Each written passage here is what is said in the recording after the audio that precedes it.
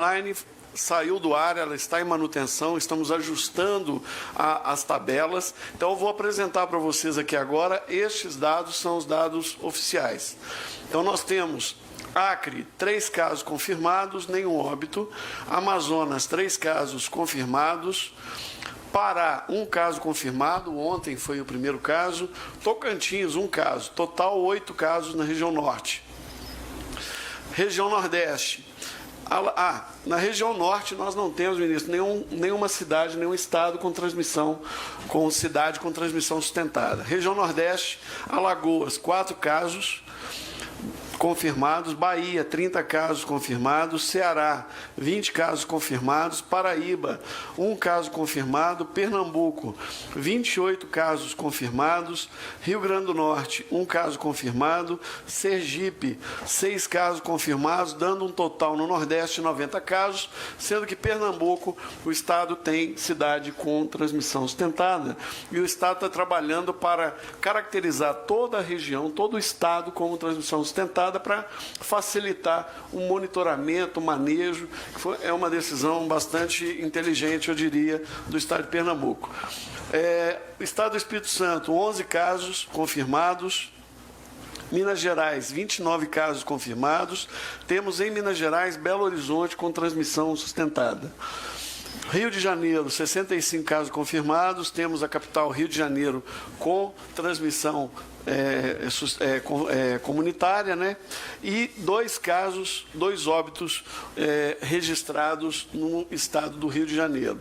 São Paulo, 286 casos confirmados e 4 óbitos. O estado de São Paulo também, como Pernambuco, está caracterizando o estado inteiro como transmissão comunitária para poder também melhorar o manejo. Então, o estado de Pernambuco e o estado de São Paulo tomaram decisões importantes que auxiliam o manejo para que a gente possa chegar ao momento de monitoramento dos casos dentro da rotina do serviço das unidades de saúde. Na região Centro-Oeste, temos Distrito Federal. A região Sudeste dá um total de 391 casos. Região Centro-Oeste são 42 casos. Goiás, 12 casos. Mato Grosso do Sul, 7 casos. Na região Centro-Oeste, temos 61 casos no total e nenhum óbito. Na região Sul, temos o Paraná com 23 casos, Santa Catarina com 20 casos, considerando a região sul do estado de Santa Catarina, caracterizado como transmissão comunitária, a região próxima do município de Tubarão. E no Rio Grande do Sul, temos 28 casos com a capital com transmissão comunitária em Porto Alegre. Então, nós temos no total 621 casos, 6 óbitos, dando uma proporção de 1% de casos de taxa de letalidade. Nós estamos, neste momento, com todos os estados.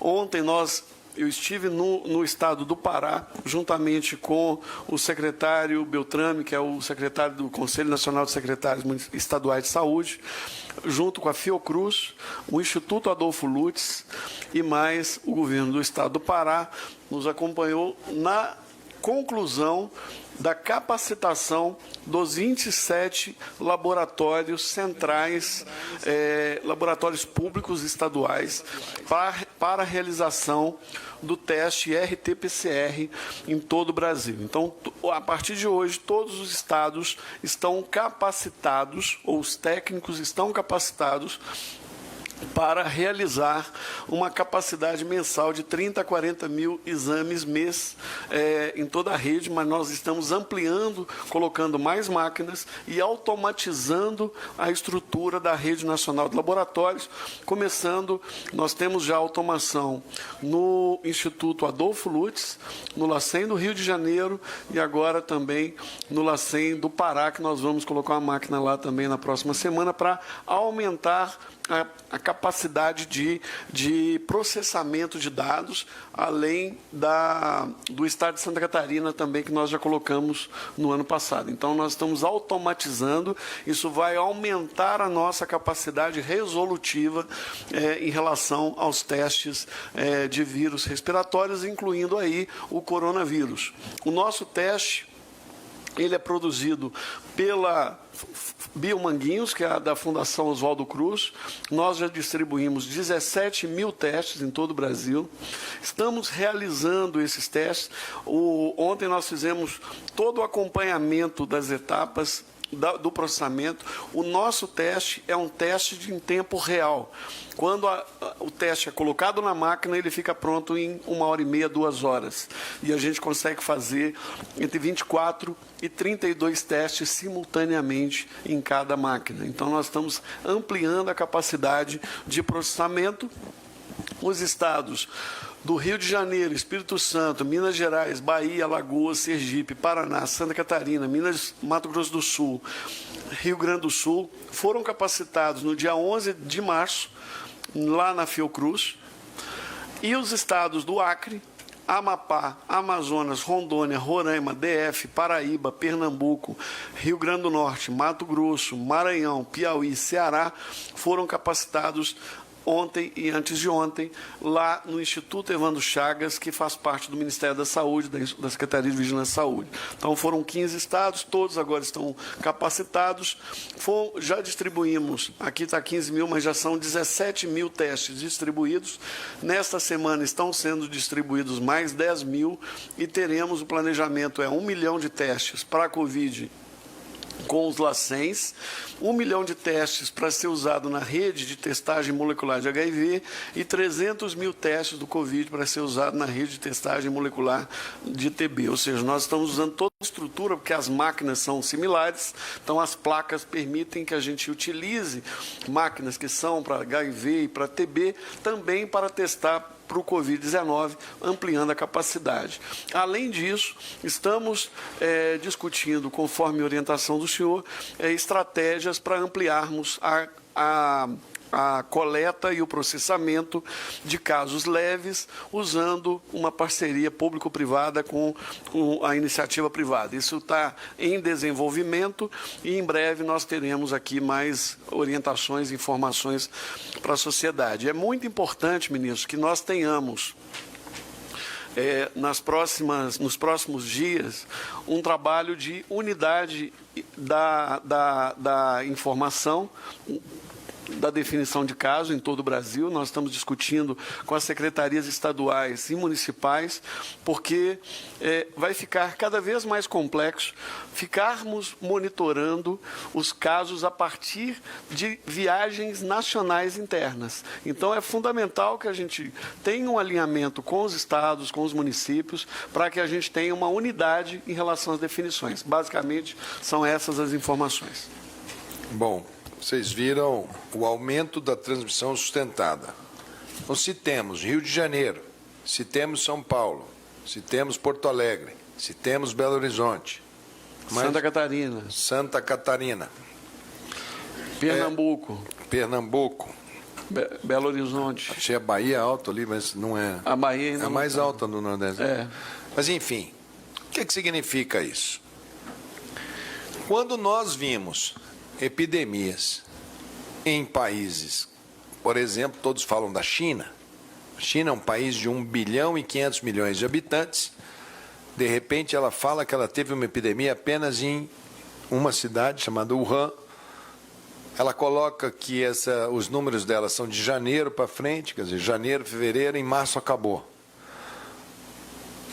O que será que aconteceu antes de janeiro na China? Dezembro, novembro, quando eles ainda estavam procurando qual era o agente. E como que as outras cidades da China não tiveram surtos, brotes epidêmicos. Porque o que a gente está observando aqui no Brasil são inícios de casos em praticamente, à exceção da região norte, à exceção da região amazônica, todas as outras regiões, e isso é uma informação que a gente tem que começar a colocar no boletim, fazendo aumentos sistemáticos em bloco. O que poderia ser um brote em uma região, em uma cidade, em uma localidade, me parece aumentando em bloco em todos os estados. Parece uma coisa vindo em relação há um cenário muito mais de característica nacional do que de característica regional. Isso a gente deve, na próxima semana, ter isso muito mais claro, o que vai aumentar e vai eventualmente alterar para mais ou para menos as nossas previsões de casos, a nossa necessidade eventual de fazer expansão do sistema. Porque quando você tem uma região, você pode aumentar aqui, quando ela diminui, você aumenta, você vai fazendo dosado. Se ela levantar toda em bloco, vai ser muito mais complexo, vai ser muito mais difícil da gente monitorar. É importante que nos gráficos a gente tenha qual está sendo o percentual de aumento. Por quê? Quando a gente coloca num gráfico e vai fazendo dia após dia, vai fazendo uma linha. A característica desta coronavírus não é a letalidade individual. Vocês veem ali que no São Paulo 1%, e olha que a gente tem muitos casos que estão acontecendo que não foram nem, se você pegar os casos suspeitos, que nem fizeram o teste. A gente só sabe os casos graves e os que falecem. Então, para cada um desses confirmados, deve ter um número de não confirmados. A gente trabalha sempre só com uma parte da informação. É como se fosse um iceberg e aquela história. Estamos vendo a ponta do iceberg, mas aqui embaixo tem muito mais casos.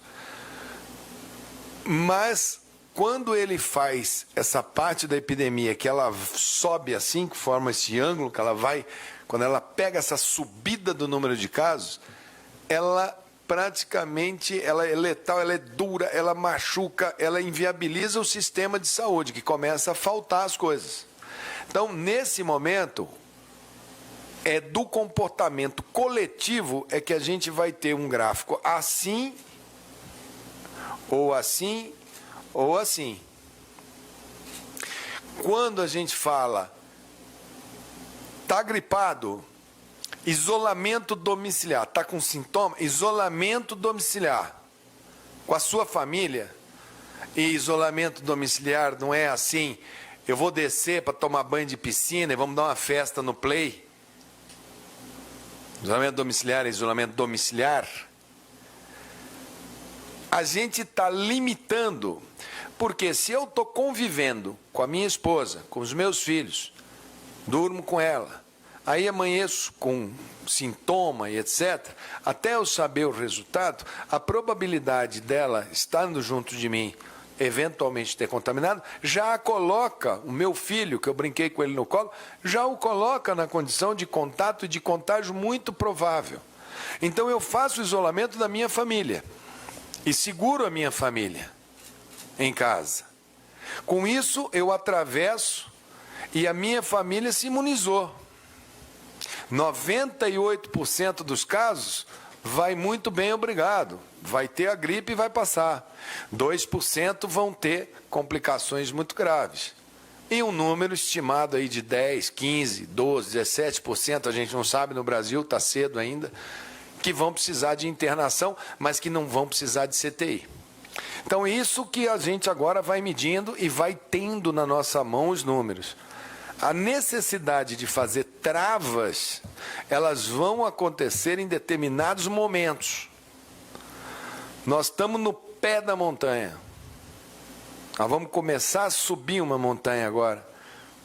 Então, eu acho que a única coisa, Vandos, que eu colocaria nesse gráfico é qual é o percentual do ângulo de subida. Estamos subindo muito acelerado até para os secretários e para a própria população saber que é da atitude dela que esse aumento do acelerado. Como o vírus tem 14 dias, o que nós fizemos 14 dias atrás, com pico 7 dias, 5 dias atrás, é que reflete, ela é sempre mais para frente, né? Então vamos medindo para dizermos, olha, cuidado aqui, cuidado acolá. Alguns estados, não é porque não tem caso, estou vendo ali Mato Grosso, não tem nenhum caso, vigilância alta, atenção, a região amazônica, tanto pode ser, que bom que não está circulando, como pode ser, será que não estamos percebendo? Né? Ficar bem atento para essas questões para que a gente possa perceber. Não, Piauí não tem nenhum, ali no Nordeste, que bom. Mas cuidado, atenção, o Ceará ali do lado está com 20, né? Pernambuco 28, então ficar atento. Então, ministro, com esta ampliação, a gente estava aguardando a capacitação dos laboratórios e essa distribuição para fazer um outro movimento. Eu acho que essa questão dos kits e testes, vamos lá. Uma coisa é você ter o mundo inteiro comprando. Estados Unidos, Alemanha, Itália, Inglaterra, o planeta Terra está comprando kit. A Organização Mundial de Saúde, na figura do seu diretor, fala: tem que testar todo mundo, usando como exemplo países pequenos e extremamente, como Coreia do Sul, que são produtores do kit e têm uma renda lá em cima.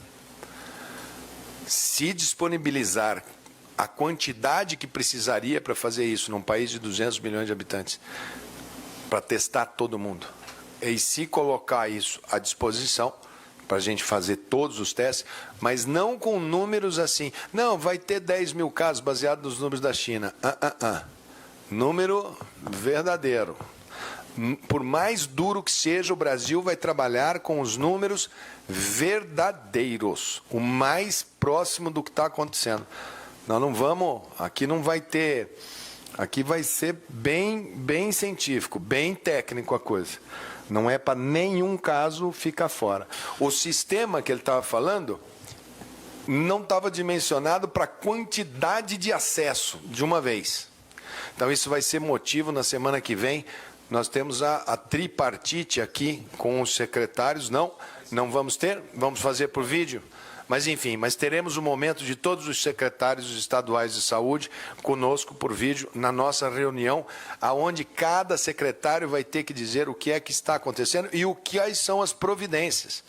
Quando eu olho quantos números de leitos abriram a mais, essa informação ela é preciosa para nós, para sabermos como é que vocês estão fazendo os planos de contingências que vocês apresentaram para o Ministério tantos dias atrás, para nós podermos ajudar.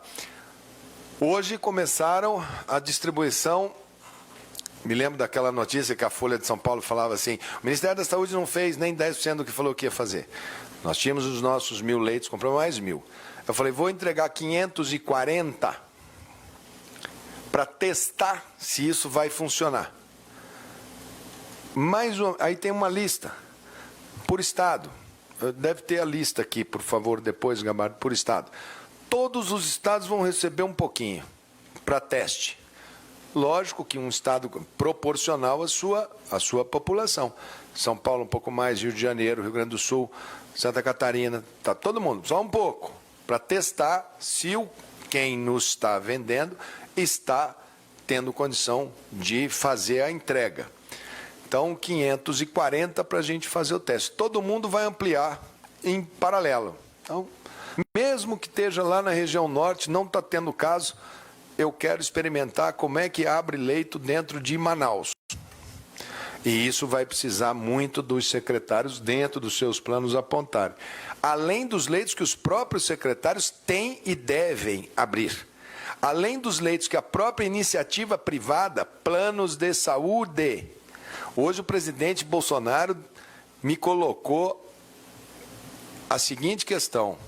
São 50 milhões de pessoas no sistema de saúde suplementar. Vamos fazer com que eles garantam o atendimento dos planos de saúde. Porque se eles não garantam, vem para o SUS. Então hoje foi feita a reunião com o CONSUL, Conselho Nacional de Saúde Suplementar. Ministro Moro, por causa dos consumidores, Ministério da Fazenda, na figura do Guarani, representando Paulo Guedes, secretário executivo, ministro Braga Neto, pela Casa Civil, e eu. Os planos de saúde fizeram uma série de reivindicações. O presidente da Agência Nacional de Saúde presente. Nós deliberamos aproximadamente 10 medidas. Retornei ao presidente. Amanhã vai passar na diretoria colegiada da Agência Nacional de Saúde. Simplificação de regras, principalmente a liberação dos chamados recursos garantidores, que são dos próprios e que precisam de regras simples para serem utilizadas. Comuniquei ao presidente, são mais de 10 bi que vão dar liquidez para dentro desse setor, condicionado, senhores planos de saúde, a aumentar os leitos, aumentar o número de CTI, aumentar o número de testagem, garantir o atendimento para os seus usuários, para que vocês possam também entrar firmemente nos seus planos de contingência. Não é uma epidemia do SUS, não é uma epidemia de São Paulo, não é uma epidemia de Brasília, não é uma epidemia do Acre. É uma possível epidemia nacional, é de todos os brasileiros. E nós não vamos deixar nenhum brasileiro sem ter a presença nossa do Estado. E quando a gente induz a iniciativa privada, é para que ela vá e faça, e o Estado faça também, e o coletivo de esforços a gente possa dar uma resposta única. Eu acho que os números deixaram bem claro que precisamos triplicar, quadruplicar, multiplicar muito higiene das mãos. É preciso lavar as mãos várias vezes ao dia com água e sabão. Álcool gel, quando achar, porque está difícil de achar álcool gel, não achei álcool gel, água e sabão. Faz o efeito similar várias vezes, use. É preciso proteger os idosos. Eu vou pedir para o secretário Erno que apresente as questões ligadas à atenção primária. Como que cada município pode fazer na unidade de saúde para ampliar o atendimento, para as pessoas terem a porta de entrada facilitada, fácil, rápido, para não ficar todo mundo querendo ir para a UPA e pronto-socorro.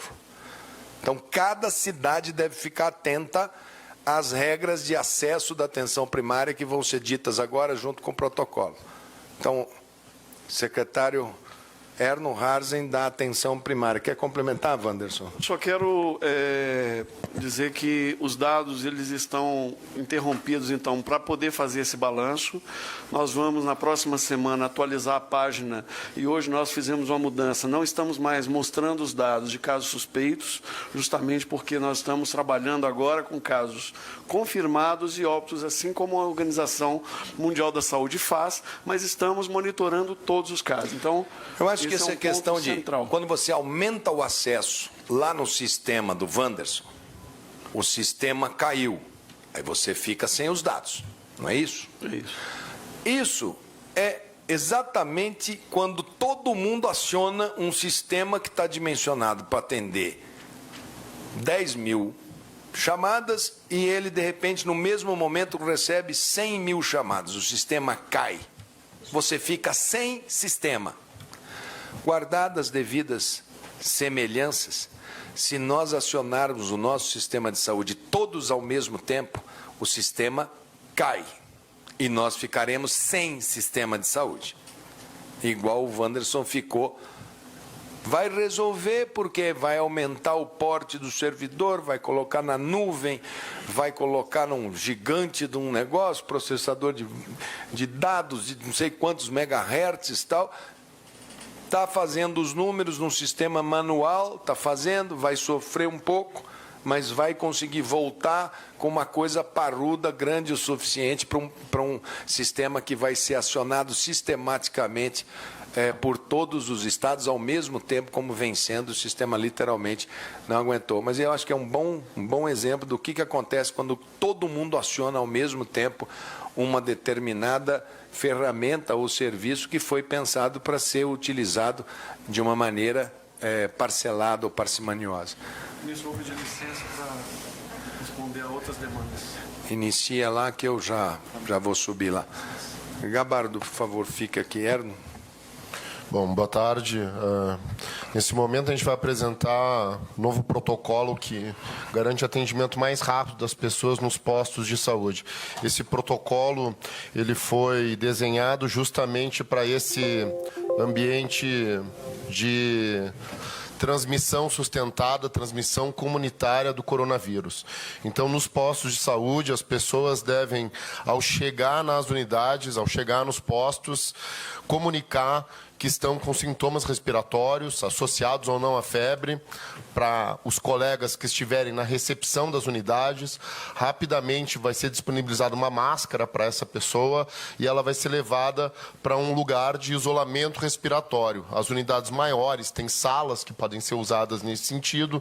Nós temos algumas unidades no Brasil muito pequenas e até o ambiente externo, dependendo do clima da região, pode ser usado porque é mais saudável estar no ar aberto, na rua, organizado, a 2 metros de distância de cada um, né, ministro? A gente tem que começar a respeitar um certo distanciamento. Vocês podem ver isso até na nossa mesa aqui. A gente não está com todos os secretários sentados um ao lado do outro, justamente para exemplificar o que a gente quer que todos façam. 2 metros de distância de uma pessoa para outra. Essa é a recomendação atual de distância social. Porque quando você fala, a gotícula, mesmo que você não veja, ela sai. E ela tem capacidade, numa tosse, num espirro, numa fala, 2 metros é um arco. Quando eu estou falando aqui, cai em cima dessa mesa. Eu saio dessa mesa aqui, o pessoal aqui tem que passar um álcool na mesa, porque o vírus fica na mesa. Por isso que as pessoas encostam depois da outra e, sem querer, colocam no olho, colocam na boca e se contaminam. Aí lava as mãos, passa para outro, passa para outro. É esse o comportamento que tem que ser. Chegando na unidade, então, essas pessoas vão ser priorizadas de acordo com esses critérios, principalmente as pessoas acima de 60 anos, pessoas que tenham doenças crônicas, e entre elas, prioritariamente, as que estão com essas doenças não controladas, quem tem alterações na imunidade, os imunossuprimidos, as gestantes e as mulheres logo após o parto, nesses primeiros 45 dias pós o parto. Junto com o protocolo, nós desenvolvemos um método de triagem rápida, chamado Fast Track, em que todos os profissionais que trabalham na atenção primária vão ter pequenas e curtas tarefas junto com as pessoas. Idealmente, a pessoa que está sendo atendida não sai da sala, fica de máscara na sala. Alguns profissionais não precisam de maneira nenhuma tocar nessa pessoa, são só perguntas que são feitas. Tem que ser respeitado nesse momento essa distância, sala de janela aberta, arejada, sem ar-condicionado, onde ele existe, justamente para não ter um ambiente fechado em que o vírus possa circular melhor. Nesse momento, a pessoa vai ser classificada como tendo realmente síndrome gripal, e a partir daí é uma grande mudança nesses municípios e estados que estão em transmissão comunitária. Síndrome gripal vai ser tratada como coronavírus.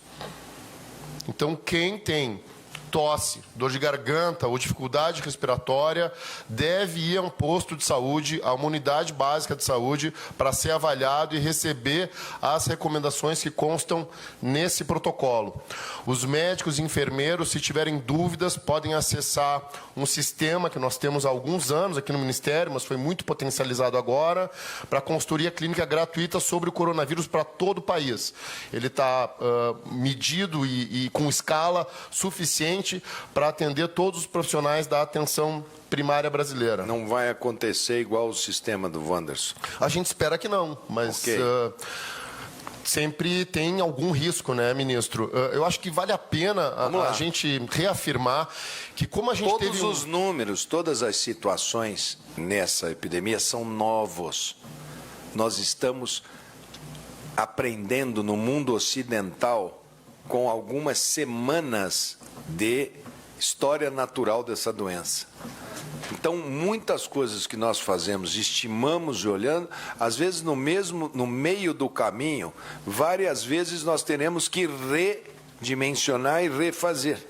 Porque hoje pela manhã, aqui, ó, nossa página teve 23 milhões de acessos. A média dela, acho que não deve ser o quê em tempos normais? 2 milhões? 1 milhão? Quanto que é o acesso diário? Média? 1,5 milhão mês. Nós tivemos 23 milhões num dia. Então, todos os números são sempre muito superlativos. E acho importante, né, ministro, a gente teve poucas semanas, mas uma preparação muito intensa do Ministério. Então, a cada passo dessa evolução da epidemia, com essa subida dos casos, antes de encontrar a montanha, a gente vai lançar novas ações praticamente a cada dia aqui nessa sala para evitar que essa subida da montanha seja tão íngreme e a gente consiga tentar transformar esse pico num morro, né? Numa montanha mais aplainada do que aquela visão tão Everest que a gente tem visto em alguns países. Os casos leves vão ser atendidos na unidade, vão ser medicados, algumas pessoas vão receber a prescrição do oseltamivir, é o medicamento usado para influenza, ele não está sendo usado para tratar coronavírus, mas como nós vamos tratar toda a síndrome gripal como se coronavírus fosse ou se pudesse ser influenza, porque não temos o teste para diferenciar, as pessoas receberão esse medicamento quando elas fazem parte do grupo de risco para a influenza. E nós estamos entrando, é o nosso azar em relação à evolução mundial, na fase de influenza no Brasil. Eles estão saindo de lá, da fase de virose respiratória, que acontece normalmente outono e inverno e diminui na primavera e verão. Nós terminamos o verão, estamos entrando no outono e no inverno. No outono e no inverno, os nossos números de internação hospitalar por gripe de outros vírus, ela vai lá em cima. Então a influenza e o H1N1 é daquela família, eles aumentam muito em todo o Brasil. No Rio Grande do Sul, pelo número de idosos, um inverno mais fechado. Se nós conseguirmos diminuir um pouco o número de influenza, aumenta a capacidade do nosso sistema de absorver o que nós temos dificuldades de diminuir, que é o coronavírus.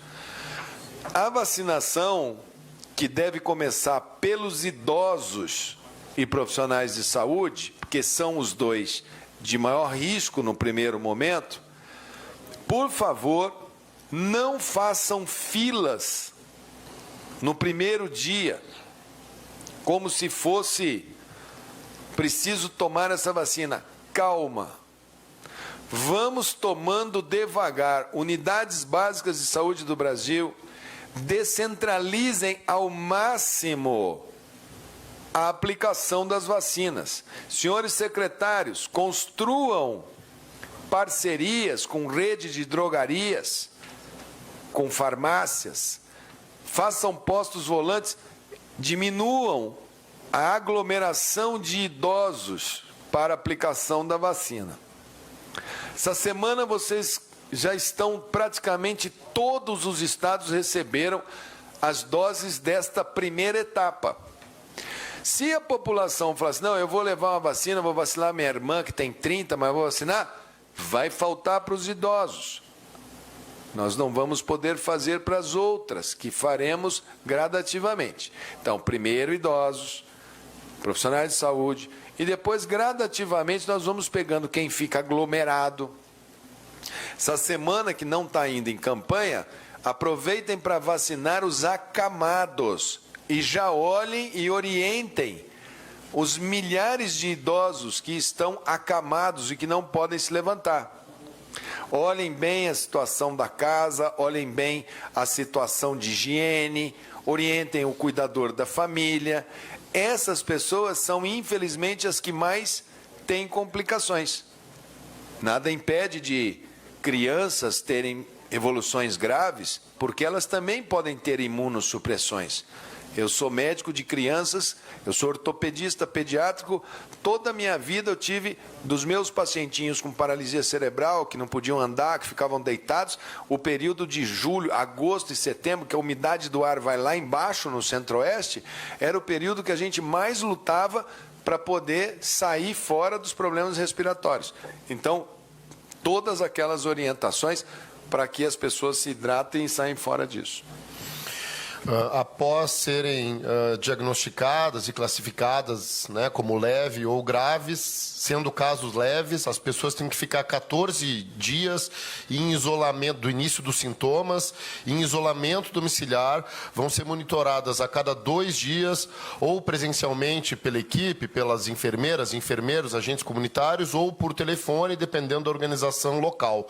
Se familiares desenvolverem os sintomas, eles têm que procurar o atendimento, e aqui a gente tem uma mudança. A partir de hoje, os familiares de pessoas que estão com diagnóstico de síndrome gripal vão receber nas unidades de saúde também um atestado médico para permanecerem esses 14 dias em isolamento.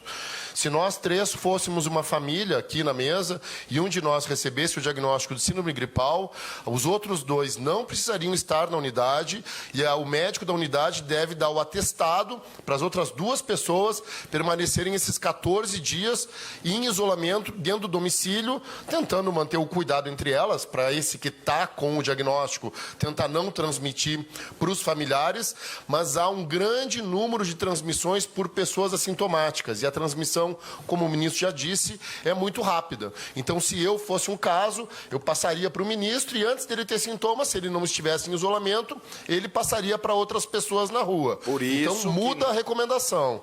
Vocês poderão eventualmente estranhar. Vamos supor que eu tenha o quadro respiratório.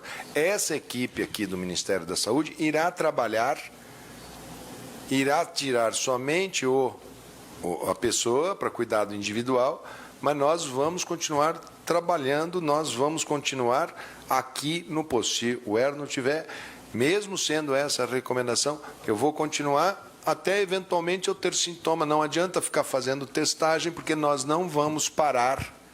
Não vai haver por parte dessa equipe, por isso que todo mundo já arrumou sua família, arrumei meu pai, minha mãe, minha sogra, tirei os idosos. Mora eu e minha mulher é médica, então ela atende num hospital que é referência de doença. Então, cada um se organiza de uma maneira. Se eu ficar doente, eu vou para minha casa, mas o Gabardo vai continuar. O Erno vai continuar, e assim vice-versa, porque às vezes ele está falando uma coisa que pode eventualmente vocês falarem, ué, mas se ele teve, por que agora estão todos trabalhando? Nós vamos trabalhar até o fim, não é isso? É isso. Não é esse o compromisso e o acordado dessa equipe. Então, nós vamos até o fim, e melhorou clinicamente, volta para a equipe. Fiquei fora 1 semana, 2 semanas, essa equipe que está aqui, estou no vídeo, estou no telefone, estou trabalhando. Não tenho condição de trabalhar, fui internado perfeitamente. Já tem aqui, cada um tem 3 pessoas atrás de si para dar seguimento e não deixar. A cadeia de comando aqui não pode ter nenhum tipo de interrupção e não terá. Quem for identificado como caso grave no posto de saúde vai ser encaminhado para uma urgência, emergência ou um hospital. Obviamente vai ser estabilizado antes, assim como algumas pessoas com algumas doenças crônicas descompensadas no juízo clínico da equipe do posto de saúde. As pessoas não devem procurar, se tem sintomas respiratórios, as portas de urgência e emergência, nem os hospitais. O local para ser procurado com sintomas gripais são os postos de saúde de todo o Brasil.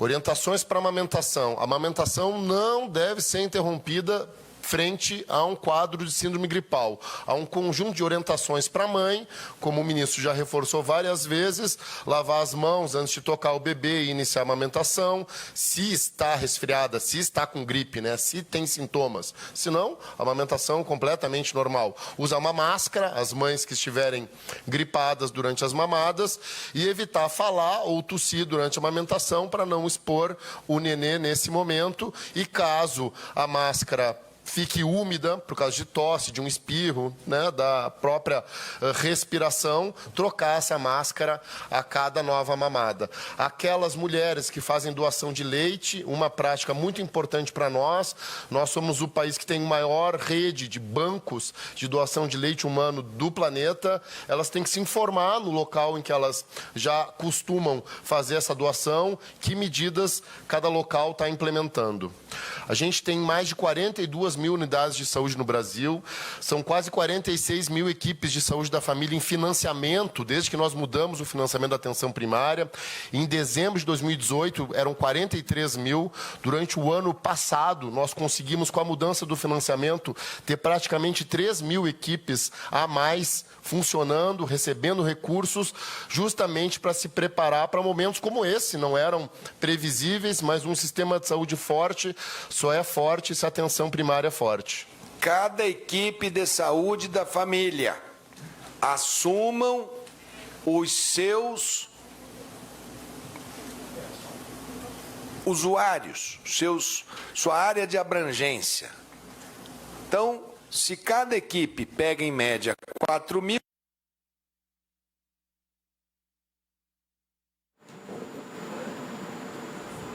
60 milhões de pessoas, são exército, cada um 4 mil.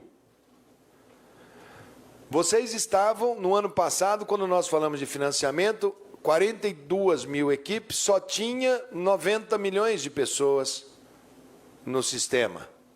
Por isso que nós falamos, olha, o financiamento vai ser por cadastramento. Agora, nós vamos passar por essa epidemia. Cada um vá atrás da sua área de abrangência. E se tiver área descoberta, assuma outra área. Agora não tem, agora é enfrentamento. Então agora, médico de saúde da família, você é fundamental. Agentes comunitários, façam a lista. Vocês sabem aonde estão os idosos. Pega a ficha D. Vocês sabem do que eu estou falando. Eu já trabalhei no campo, já andei com meus agentes, já fiz visita. Eu sei como é que é. Não foi em aula nenhuma, não. Eu aprendi com os agentes. Eles que me ensinaram. Como que entra numa casa, aonde está quem. Monitora todo mundo. Vocês têm o telefone dessas pessoas, vocês conhecem elas por nome. Tenham a lista das pessoas com nome dentro da sua unidade. Vocês conhecem todas as comunidades. Isso pode ser fundamental nas comunidades mais carentes, por exemplo, do Rio de Janeiro. As comunidades têm que pegar agora e se organizar em pequenos grupos responsáveis por conjuntos de casas para auxiliar rapidamente quem tem sintoma, como que faz o mínimo de condição de isolamento numa habitação muito concentrada de gente, como que vocês vão garantir nesse intervalo de tempo?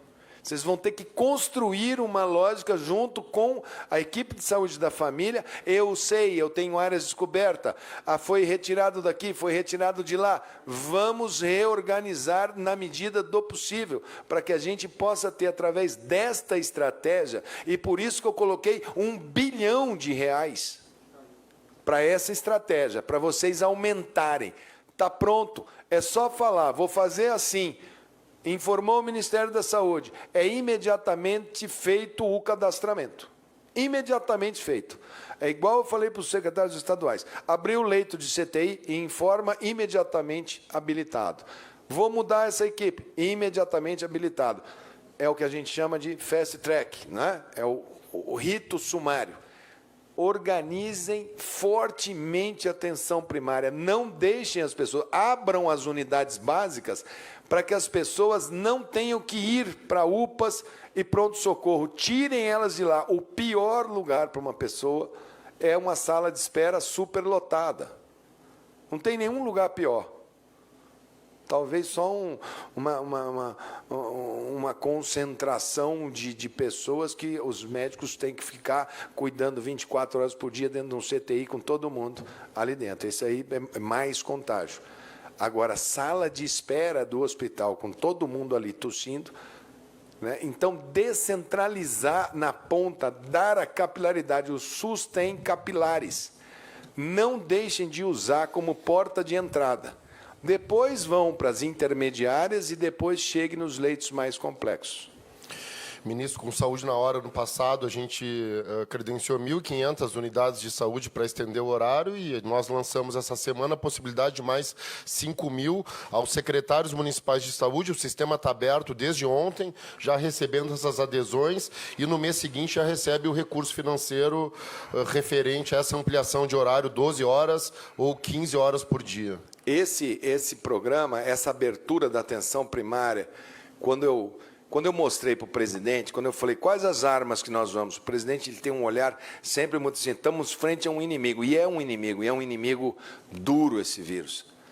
Eu mostrei, ele falou, esse pessoal aqui parece o meu pessoal de infantaria, e vocês são o pessoal de infantaria, vocês vão para frente, vocês estão no front do combate.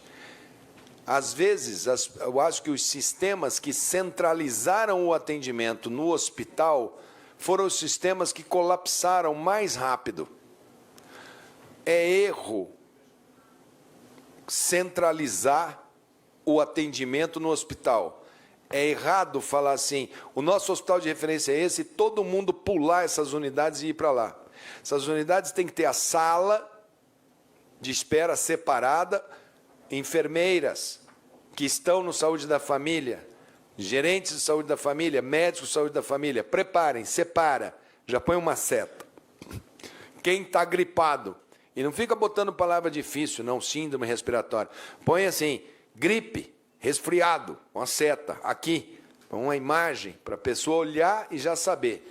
Então, pessoal do voluntariado, por isso que eu falo, os alunos de medicina do primeiro ano, do segundo ano, do terceiro ano, eu aprendi com o meu grande professor que quando eu entrei no primeiro dia de faculdade de medicina, professor Eugênio Marcos Cavalcante, lá na Faculdade de Medicina de Teresópolis, o professor, eu entrei, ele me cumprimentou, falou, colega, como vai? Eu falei, não, professor, eu só tenho 18 anos, eu sou estudante, não sou colega do senhor, não sou doutor, como é que vai? Fiquei sem graça, né? Ele era professor titular da UFRJ. Todo menino que entra na faculdade, no curso de medicina, é médico em formação. Agora, a missão, o coração de ser médico, se você está ali, você tem que ter. Então, como que pode ajudar? Pode ajudar, ajuda dando orientação, ajuda do lado de fora, ajuda não deixando aglutinar. Vocês podem, como cidadãos, conversem. Por isso que as faculdades de medicina, os professores do primeiro ano, segundo ano, terceiro ano, quarto ano, têm que orientar.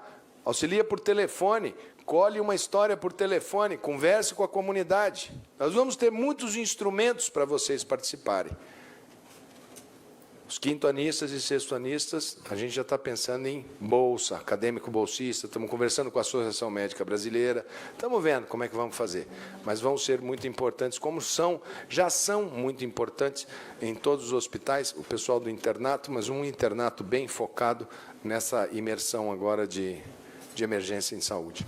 Eu queria reforçar, ministro, aos secretários municipais de saúde que houve nessa semana a mudança do Saúde na Hora, permitindo que unidades que têm 2 equipes de saúde da família possam entrar no programa e ampliar o horário, né?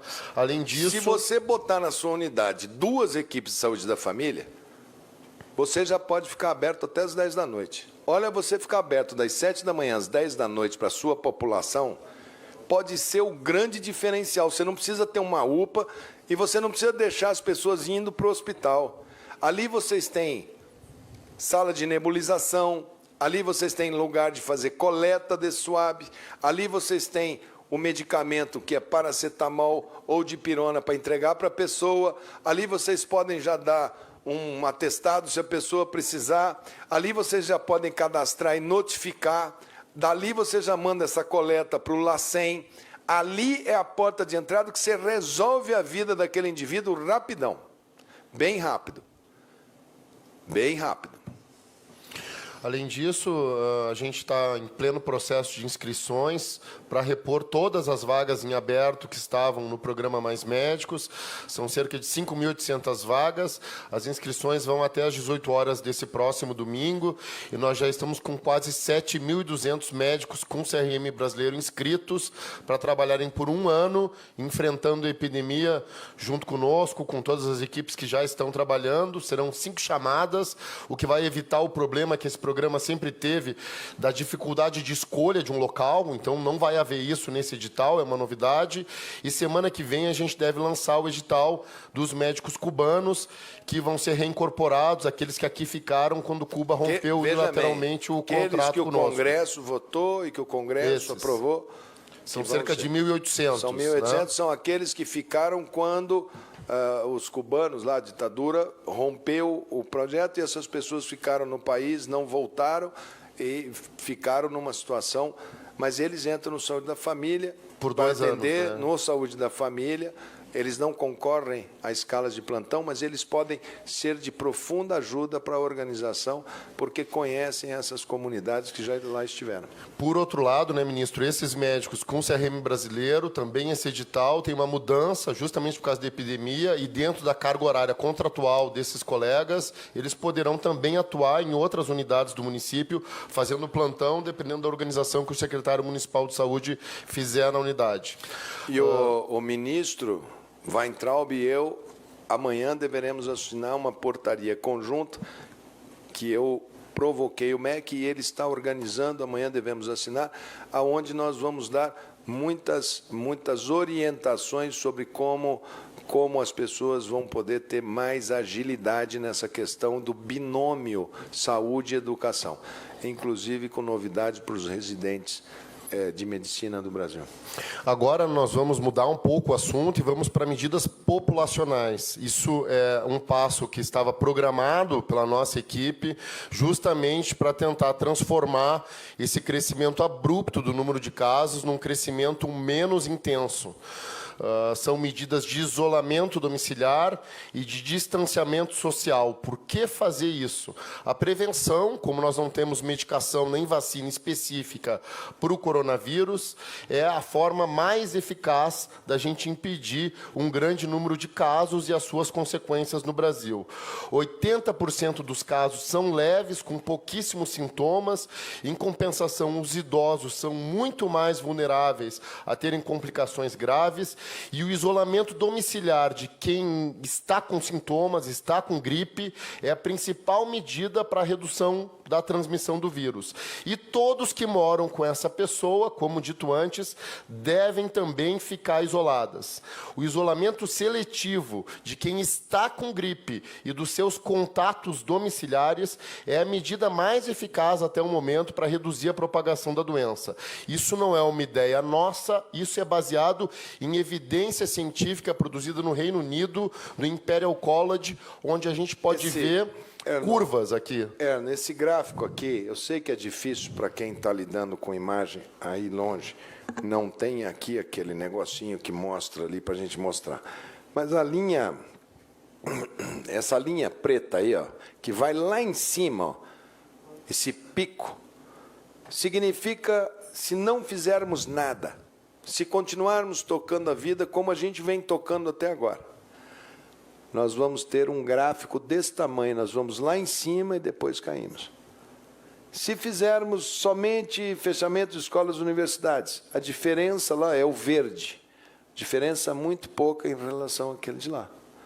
Se fizermos isolamento somente dos casos, quer dizer, eu eventualmente contraí a gripe, fico eu e deixo a minha família sair e não fica a família em isolamento. Aí nós já vamos para esse marrom aqui.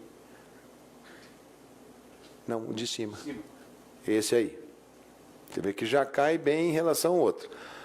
Se nós fizermos o isolamento dos casos e dos contatos domiciliares, aí nós já vamos para esse aqui. Olha o quanto que é menor a altura desse pico e mais suave do que aquele de lá. E se nós fizermos isolamento dos casos, contatos domiciliares, isolamento social das pessoas acima de 70 anos, quer dizer, todo mundo acima de 70 anos isolado, todos os casos feitos, todas as famílias isoladas, se nós tivéssemos toda essa capacidade, aí sim a gente cai e vai lá para baixo. Não precisa para isso, eu preciso do teste para confirmar. Não. Sintoma de gripe. O que é sintoma de gripe? Catarro do nariz, febre, dor no corpo, dor de garganta, tosse. Somatória. Todo mundo sabe o que é uma gripe. Estou com gripe, mas não sei se é coronavírus, se é outra. Isolamento. Chegar em casa, todo mundo para casa. Nós estamos em isolamento, vamos ficar aqui. Por quanto tempo? É inevitável, porque eu estou com essa gripe, é inevitável. Ontem nós estávamos todos aqui, brincamos, comemos, estamos todo mundo aqui, é inevitável que tenhamos. Vamos ficar todos em casa. Vamos atravessar durante... A maioria dos casos das pessoas, elas ficam bem. Quase 80 e poucos por cento, né? 86. 86% vai passar por isso muito bem. Muitos dessa família podem até ter o contato com o vírus e nem sintoma fazer.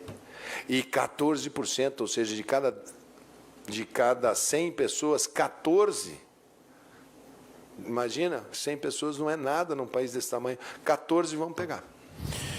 Então, ministro, em todos os E aí locais... vão precisar de um número X, vai precisar de hospital. Em todos os locais, municípios e estados que estão com transmissão sustentada, transmissão comunitária, o Ministério está fortemente recomendando que sejam tomadas as medidas de isolamento domiciliar para pessoas com gripe e seus familiares e o distanciamento social de pessoas acima de 60 anos. Esse é um estudo com 70 anos, a gente está reduzindo para 60 anos a nossa recomendação. A gente vai publicar essa portaria no dia de hoje. Então, a partir de hoje, alguém com gripe recebe atestado médico para ficar em casa 14 dias, diz o nome dos seus familiares para o médico e o médico deve dar atestado para todos os familiares ficarem em casa esses 14 dias também. Em relação aos idosos, acima de 60 anos, eles devem evitar comparecer ao ambiente de trabalho e outros ambientes fechados. Os empregadores devem buscar se adaptar a essa recomendação que nós fazemos. O governo está se mobilizando para apoiar essa situação. A gente tem conversado muito intensamente com o Ministério da Economia e devemos ter novidades em breve nesse sentido. E a recomendação é que os idosos só saiam de casa para atividades essenciais, comprar itens essenciais da sua vida, ir no mercado, na farmácia, nos serviços de saúde.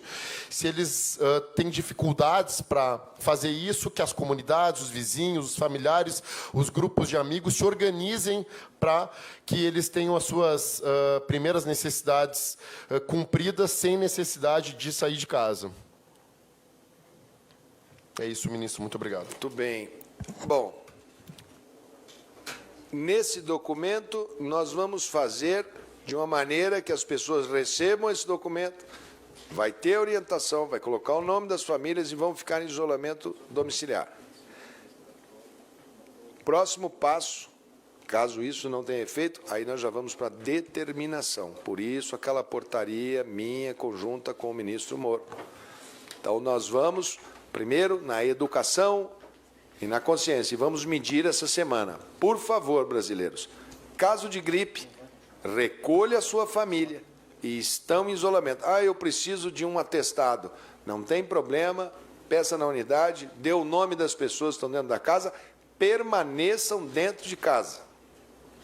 E o mais Só importante, saia, né, ministro, é que o isolamento domiciliar e o distanciamento social de idosos é muito mais eficaz que fechar escolas, que diminuir Muito o trânsito de pessoas, que fechar o comércio, que prejudicar, inclusive, a manutenção da atividade econômica. As pessoas ficam 14 dias em casa e depois disso voltam à sua vida normal. E com isso a gente vai ter circulação de pessoas que vão estar isoladas, enquanto outras estarão mantendo as suas atividades normais. Só dois esclarecimentos. Muito bem. Ministro, tem algumas perguntas comuns aqui, mas só para esclarecimento de fala. O senhor, quando estava falando de plano de saúde, mencionou um valor de 10 bilhões de reais. Não, veja bem, vamos lá, vou explicar.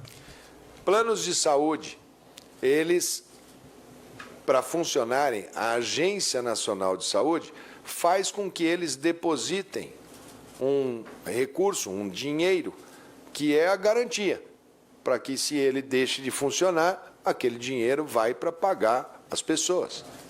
Chama-se Fundo Garantidor. Esse Fundo Garantidor, desde 2013, 2014, 20% deste Fundo Garantidor pode ser utilizado para a construção de hospitais, para a compra de equipamentos, de uma maneira geral, e esse setor vinha se utilizando muito pouco desse recurso. A burocracia para usar esse recurso era muito difícil, praticamente não mexeram com isso. O valor total somado desse setor planos de saúde, o fundo garantidor chega a 53 bilhões de reais depositado no banco para situações como essa. Nós reunimos o Conselho Nacional de Saúde Suplementar. Bom, se vocês já podem usar 20%, mas não estão utilizando, por quê? Porque a regra é assim, a regra assada, a regra assim, perfeitamente. Tornemos a regra bem simples. Vocês podem utilizar até 10 bilhões de reais, que é o que vocês já podiam fazer, para o enfrentamento. Vai abrir a conta coronavírus, vou mandar comprar tantos equipamentos, vou abrir tantos leitos, vou comprar tantas camas, vou botar tantas equipes de UTI. Por quê? Porque a iniciativa privada, ela tem uma velocidade, uma capilaridade que ela consegue muito funcionar. E com esse recurso imobilizado, a gente está dizendo, olha, você tinha muitas dificuldades para poder usar esse recurso. Tinha que aprovar balanço, aprovar não sei aonde, aprovar no CAD, aprovar no Banco Central, aprovar para poder usar. A gente está dando uma facilidade. Esse não é dinheiro do governo, esse é o dinheiro que tem que ficar na garantia do plano de saúde.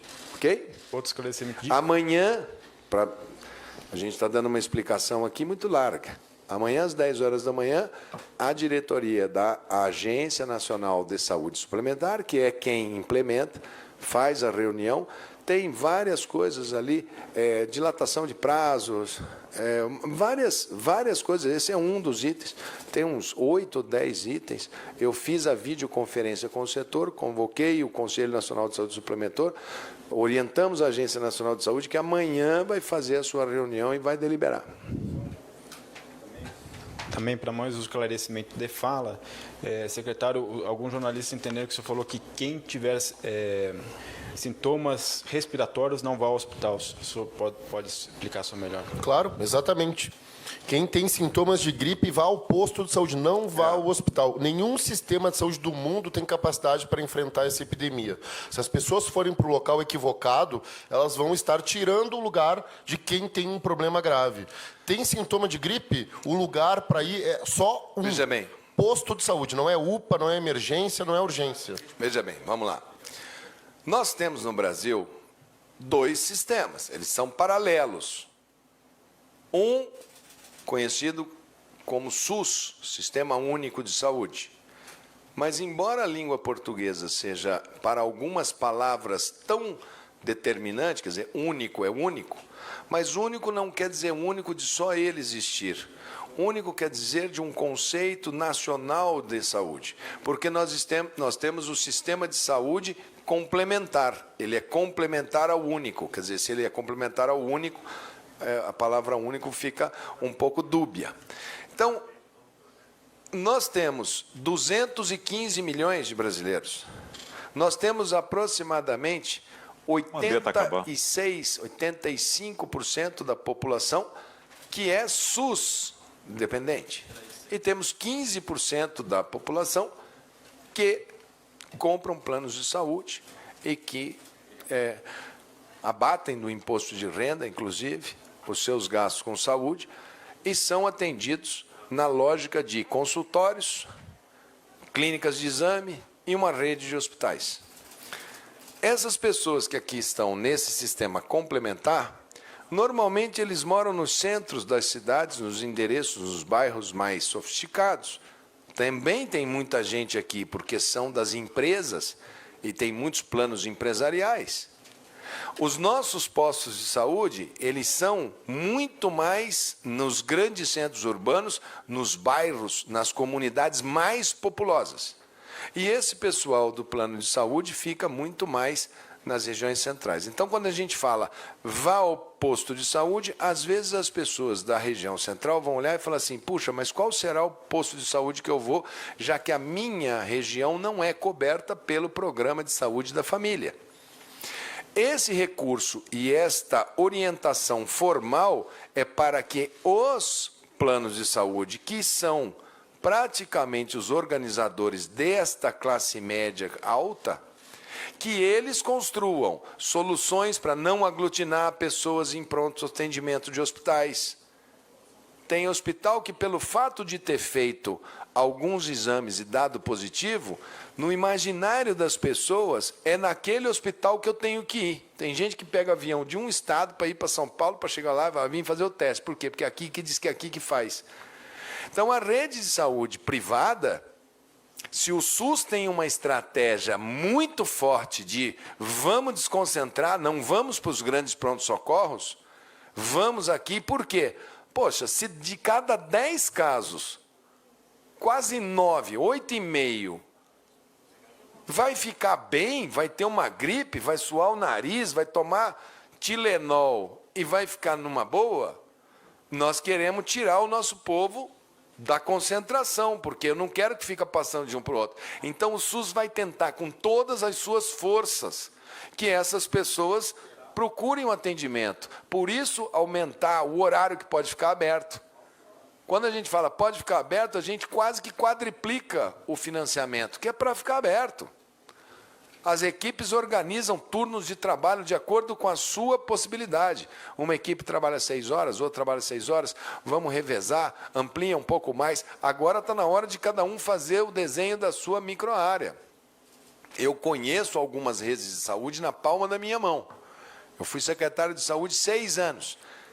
Eu passei por epidemia do H1N1, passei por de leishmaniose, passei por epidemia de dengue. Quando a gente organiza bem, as pessoas entendem aonde que é para ir, vão e o sistema respira. O que precisa com esse recurso é que os planos de saúde, junto com a sua rede hospitalar e de consultórios, organize uma maneira de que a rede complementar também retire. Agora, se não fizer nada, o indivíduo que está na rede privada, ele vai bater aonde ele... Se ninguém fala nada, ele vai falar, então eu vou no hospital que eu estou acostumado a ir. E vai acabar congestionando aquele hospital e vai acabar trazendo uma grande tormenta. Então, esse recurso é para que eles organizem exatamente estruturas de descompressão, de aglomeração de pessoas e abram leitos para acomodar aqueles que têm planos de saúde. Eles já têm agora, os planos têm a liquidez, o recurso que é deles, liberado para eles organizarem o seu setor. E depois que acabar a epidemia, 24 meses, não sei quanto tempo, mas pelo menos 24 meses, para devagarinho recompor os 20%. No Band News segunda edição, com o Pablo Ribeiro, acompanhando ainda essa coletiva do Ministério da Saúde. Até amanhã. Está organizando aí algumas medidas em direção aos idosos, então nós devemos fazer essa reunião agora para sabermos como que vamos proceder. O Ministério da Saúde deve provocá-lo para que a gente possa também. Eu queria hoje agradecer ao ministro Moro, ao ministro Braga Neto e ao presidente. Articulados, o presidente orientou, nós trabalhamos, saíram as portarias de recomendação da Anvisa, do Ministério da Saúde, Ministério da Justiça, Ministério da Casa Civil, fechamento das fronteiras, reciprocidade, trânsito de pessoas, questão de todo o espaço aéreo, países onde você tem altíssima transmissão. Agradeço muito a equipe lá do ministro Paulo Guedes, também por orientação do presidente, toda essa questão de respiradores, que são fundamentais para o nosso sistema de saúde, que estavam em processo de exportação. Infelizmente, nós não podemos exportar, nós precisamos desses equipamentos aqui. O Ministério da Saúde vai fazer a compra, o indivíduo já tinha feito uma compra internacional, ele vai devolver o dinheiro para quem havia comprado e nós iremos pagar exatamente o que ele havia e poder recompor. E vamos trabalhar agora para que a nossa capacidade de produção, e isso o presidente tem dado total atenção, amanhã ele deve conversar com o empresariado, entre outras coisas, de fazer esforço para a produção aqui no Brasil de respiradores. Nós queremos acelerar em muito a produção de respiradores, para podermos atender o nosso sistema quando essa demanda estiver muito alta e também, se for o caso, o presidente é que vai determinar para atender países que são países irmãos, né? Nós temos São Paulo, nós temos um parque industrial, nós temos engenheiros clínicos, nós temos engenheiros de produção, e nós vamos lutar e vamos fazer. E a máscara também, vamos lá. Se não tem essa do material lá da China, vamos ver qual material pode fazer, e se precisar, vamos... Não tem problema, vamos ver qual é o melhor caminho. Se não tiver descartável, vamos de pano. Eu operei muita gente de pano na minha vida, mas não vou trabalhar com isso. Esse final de semana agora a gente já abastece. O problema é que as pessoas compraram e levaram para casa, desabasteceram o setor. Nós vamos ter que abastecer tanto o setor público, como deixar um pouco para iniciativa privada também, para os hospitais privados que estão tendo dificuldade. Esse final de semana a gente recebe todo o carregamento de EPI, todo de proteção individual. Isso praticamente normaliza todos aqueles itens. Boa parte já chegou, já está indo para as secretarias. Abrimos os 540 leitos, mesmo ainda não estamos, mas já estamos preparados para o próximo GOME, depois para o próximo, depois para o próximo.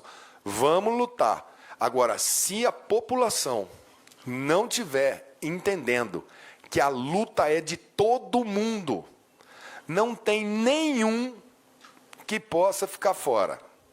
E a luta agora é lavar a mão, higiene, limpar, ficar a 2 metros das pessoas na hora dos contatos sociais, nada de beijo, nada de aperto de mão, nada disso. Ficou gripado, se recolhe na sua casa. Se precisar de algum documento, posto de saúde, estou gripado, meu pai está gripado, nome das pessoas de família, está aqui os atestados, fiquem o tempo que for determinado. Equipes de saúde da família, monitorem o que está acontecendo, pega o telefone das pessoas, liga para casa, são cada equipe 4.000 pessoas, é tranquilo, faz os grupos de WhatsApp. Agentes comunitários, vocês sabem do que eu estou falando, vocês sabem fazer, vocês são uma grande força de organização. Amanhã eu espero mostrar para vocês o grande projeto de monitoramento por algoritmo que vai antecipar os sintomáticos. Eu espero poder em breve dizer uma nova metodologia de testagem que vai dar uma escala muito boa, e a gente espera poder levar um pouco mais para frente. Não deixar essa curva ser muito forte. Não deixar que em 30 dias já tenhamos milhares de casos. Vamos espichar essa conversa. Para de mexer. Quem puder, idoso, vai para o campo. Vai para a fazenda, vai para um sítio. Fica quieto lá. Cidade pequenininha, cidade pequena. Não está na hora de ficar em grande centro aglomerado, um do lado do outro. Quem puder, descomprime. Descomprime. Agora é hora de ficar um pouco mais longe. Hoje é dia de São José, eu permito a todos aí, eu sou devoto de São José Operário, hoje é 19 de março, na comunidade de São José, lá em Campo Grande, Mato Grosso do Sul. Eu sou vizinho da igreja, desde pequeno eu vou na procissão, meus filhos todos foram coroinhas, todos os anos eu dei os fogos, esse ano não pude estar aí. Um beijo a toda a comunidade São José Operário, padroeiro dos ortopedistas. Obrigado, vou deixar vocês com o Gabardo e vou pedir para a Mayra, que é a secretária de Gestão do Trabalho, que vai começar a abordar a coisa agora, que são as gestões de trabalho sobre a questão dos médicos. Vou receber o ministro Onyx sobre a questão dos idosos, fazer a videoconferência e deixo o Gabardo e a Mayra e respondo as questões. O William está aqui. Nós estamos em contato full time com o Conselho Nacional de Secretários Municipais de Saúde, em caráter permanente. O que nós estamos fazendo aqui, nós estamos combinando através do Williams, que é o CONASEMS, para chegar na ponta, e também o CONAS, que é o dos secretários estaduais. Mas a grande força está nas cidades. Então é aqui que a gente está comunicando e os secretários estaduais vêm atrás. A Socorro Grosso está aqui, que é da OPAS. Nós devemos utilizar a OPAS, inclusive, para muitas campanhas de mutirão de reforço, como se fosse a complementação de forças nacionais de trabalho. Nós estamos fazendo uma linha de força aqui também para as situações de crise mais agudas. Você acompanhou a entrevista coletiva do Ministério da Saúde, o ministro Luiz Henrique Mandetta, concedendo entrevista coletiva com dados atualizados sobre o coronavírus aqui no Brasil. São 7 mortos até agora confirmados no país, 621 casos confirmados da doença. Eu sou Pablo Ribeiro e passo a te acompanhar a partir de agora dentro do segunda edição. Muito obrigado pela sua companhia, seja bem-vindo, bem-vinda. Nós vamos seguir nesse mesmo assunto ao longo do jornal para prestar serviço para você, te deixar muito bem informado. O Ministério da Saúde, nessa mesma coletiva, disse que há mais casos de transmissão comunitária, ou seja, a confirmação de casos aqui no Brasil, de pessoa para pessoa, e não só no Rio e no São Paulo, como se tinha no início da transmissão aqui no país. Mas há outros estados também que também têm a transmissão da doença, como Santa Catarina, e eu já vou conversar com o João Pedro Melo, repórter da Rádio Band News FM, que está acompanhando essa situação e vai trazer informações atualizadas sobre o que o Ministério da Saúde disse nessa entrevista coletiva, quais são os próximos passos, por exemplo, a realização de novos exames. Esse fim de semana deve chegar um carregamento novo de EPI, como disse o ministro Mandetta, que é o equipamento necessário para a utilização, por exemplo, de proteção, como máscara. Isso chega no mesmo carregamento. A classificação também aqui no Brasil deve ganhar uma intensificação com relação ao maior número de exames sendo feitos nas redes, tanto particular quanto públicas de saúde, para que haja uma maior precisão com relação ao número de casos da doença. Por exemplo, o Rio de Janeiro, a Secretaria Estadual, confirma 66 casos de coronavírus até aqui. O Ministério da Saúde diz que são 65. Isso porque há uma demora na comunicação dos dados de secretarias de saúde, tanto as estaduais quanto as municipais, para a divulgação desse número por parte do Ministério da Saúde. Isso não significa que há um dado mentiroso e um dado verdadeiro, e sim apenas o tempo de comunicação de um dado para outro. Então, agora, segundo o Ministério da Saúde, são 621 casos de coronavírus aqui no Brasil. Tivemos um salto nas últimas horas com relação à doença. São 7 mortos até agora no Brasil. A entrevista coletiva continua com outros membros do Ministério da Saúde que vão dar dados técnicos, por exemplo, do coronavírus. Tudo isso você vai acompanhar ao longo da nossa programação em outros momentos também. Eu vou conversar agora com o João Pedro Melo, que tem outras informações. João, boa noite para você. Como é que está essa situação do coronavírus, segundo o Ministério da Saúde, aqui no Brasil? Tem insumos, tem testes rápidos para todo mundo, há leitos suficientes, os casos confirmados até aqui. Vamos fazer um resumo para quem chegou agora e está acompanhando a programação do Band News TV. Boa noite para você, João.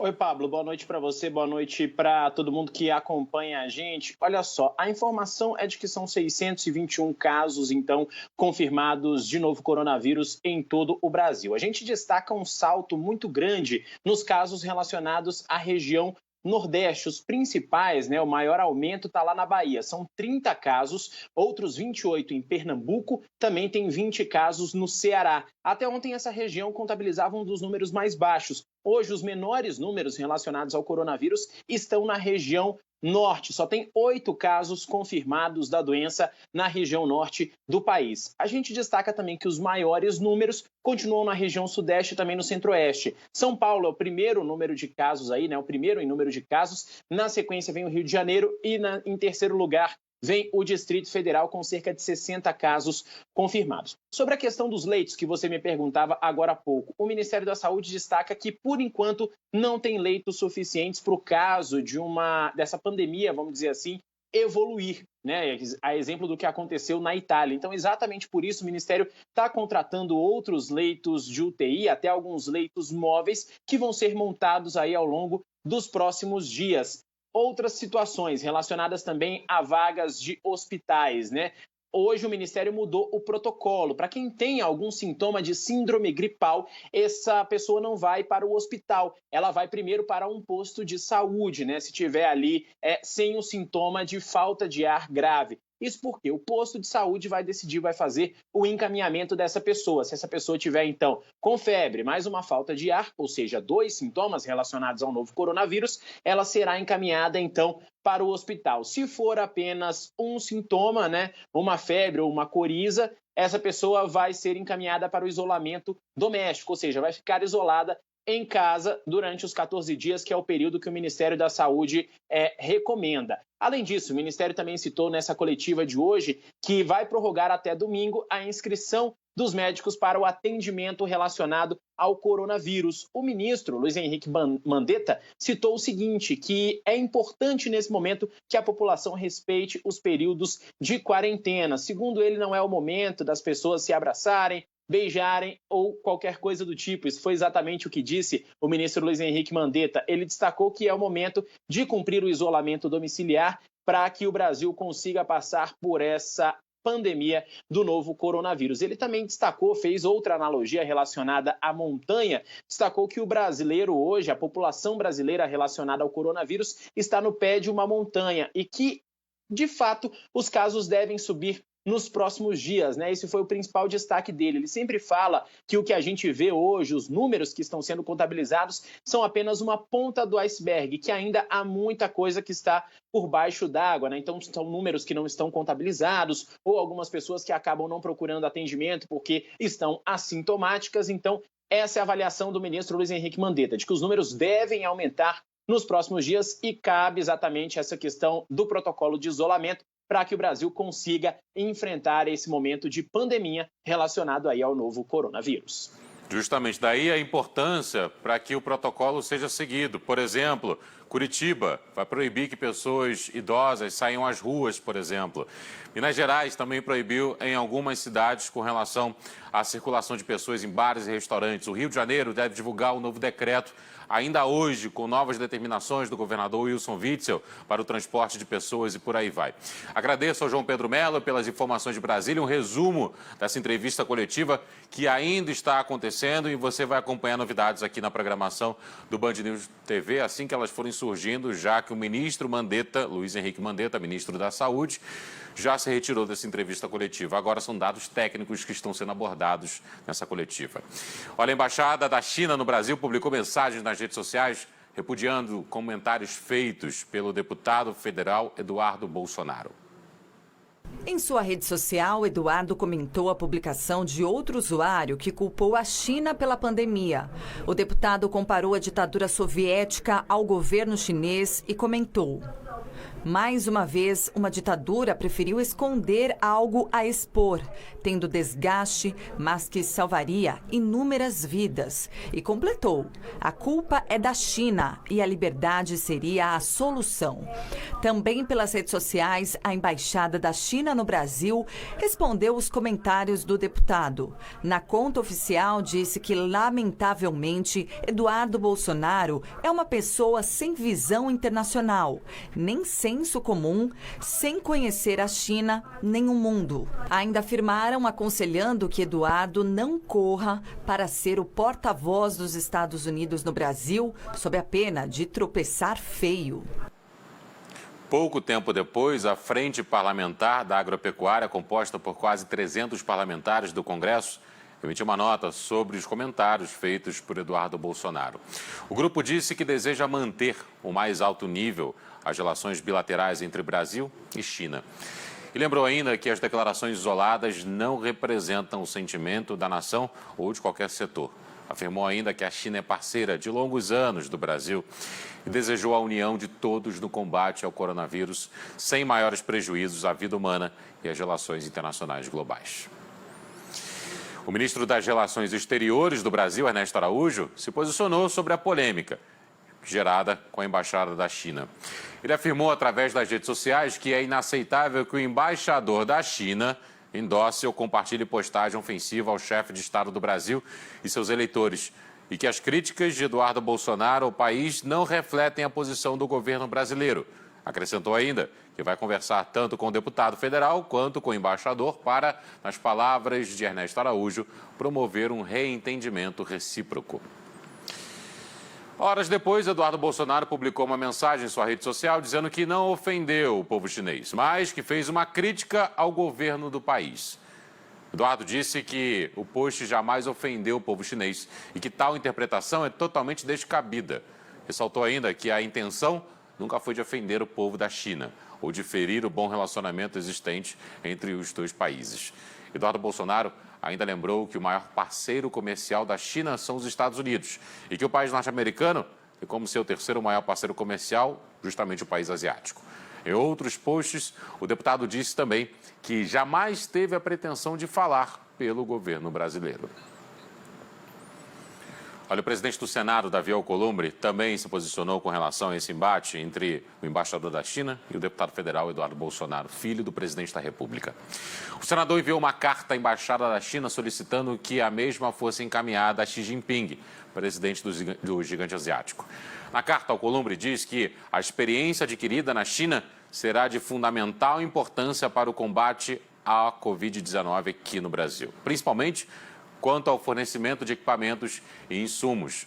Em nome do Congresso Nacional, o senador oferece ainda o respeito e solidariedade e pediu desculpas. Alcolumbre diz que nenhum obstáculo poderá superar os povos dos dois países no combate a essa doença e que tão intensa e arrasadora que muito assusta e muito comove as pessoas.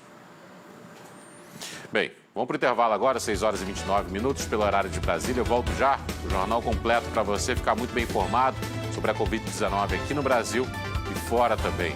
Nós vamos à Itália, à Inglaterra, também informações dos Estados Unidos também e, claro, dos estados aqui brasileiros. Até já.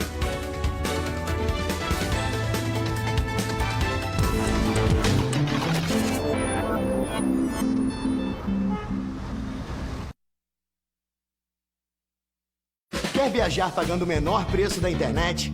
Entre agora mesmo no site da 123 Milhas. É só clicar e começar a economizar. Escolha o seu destino. Tem até 50% de desconto nas passagens. Tudo parcelado em 12 vezes. Simples, rápido e fácil. 123 Milhas é a certeza do melhor negócio. Gostou? Então tá esperando o quê? Vai viajar! Clicou, economizou, viajou. O jovem de hoje é o profissional do futuro. E para ser bom na profissão, tem que pôr em prática tudo o que aprendeu. É aí que entra o estágio e o aprendizado.